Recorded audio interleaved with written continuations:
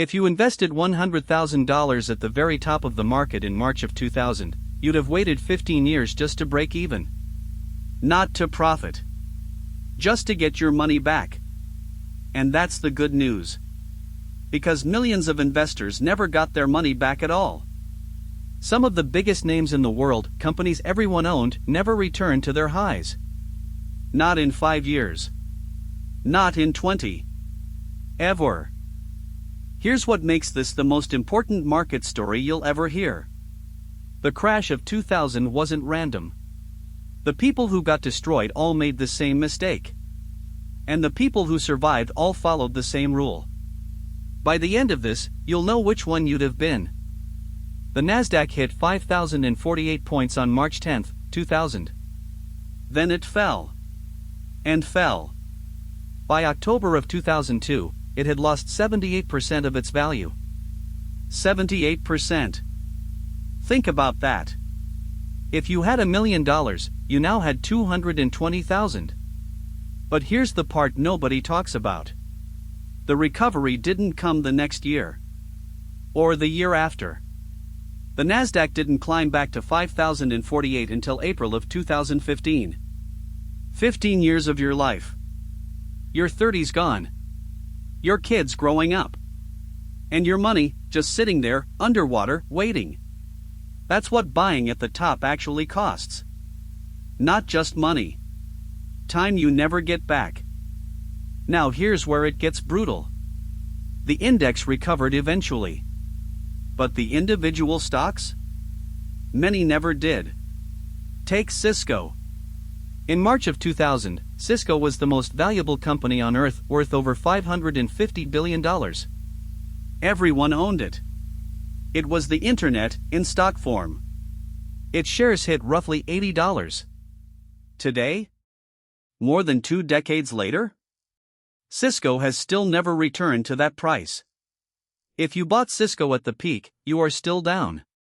26 years later. And Cisco was one of the survivors. Then there was Pets.com. It went public in February of 2000 with a sock puppet mascot and a Super Bowl ad. 9 months later, November 2000, it was liquidated. Gone. Zero. So think about the last stock everyone told you was a sure thing. Would you have bought Cisco at the top? Be honest in the comments, yes or no. Now here's what nobody tells you.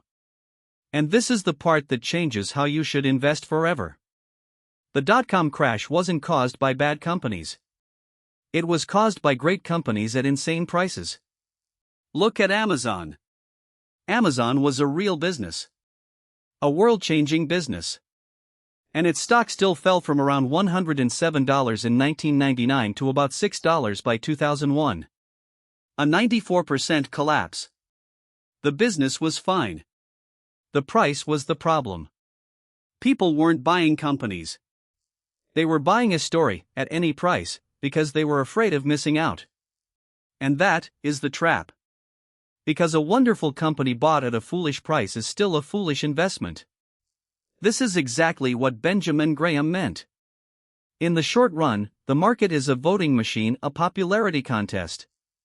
In the long run, it's a weighing machine. In 2000, everybody was voting. Nobody was weighing. So who walked away richer? Remember what I said at the start: one rule separated the survivors from the wiped out. Here it is. The survivors never paid more than a business was worth. They bought below intrinsic value. They demanded a margin of safety.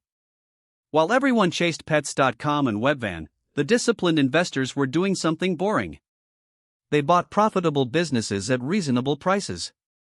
Boring companies. Real earnings. And here's the reversal: while the Nasdaq investor waited 15 years to break even, the value investor who kept buying good businesses through the crash was compounding the entire time. The crash didn't punish investing. It punished speculation dressed up as investing.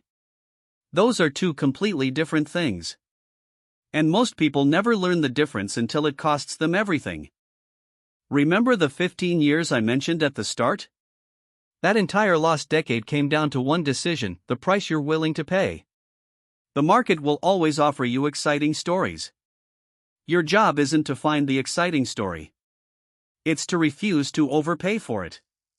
Here's the line to remember. The bull market makes you feel smart. The bear market shows you who actually was. And the difference was always the price.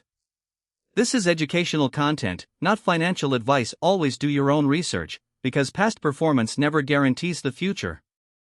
So be honest with yourself. If it were March 2000, would you have bought at the top? Yes or no, tell me in the comments. And tomorrow, I'm breaking down the one balance sheet number that would have warned you before the crash. You won't want to miss it.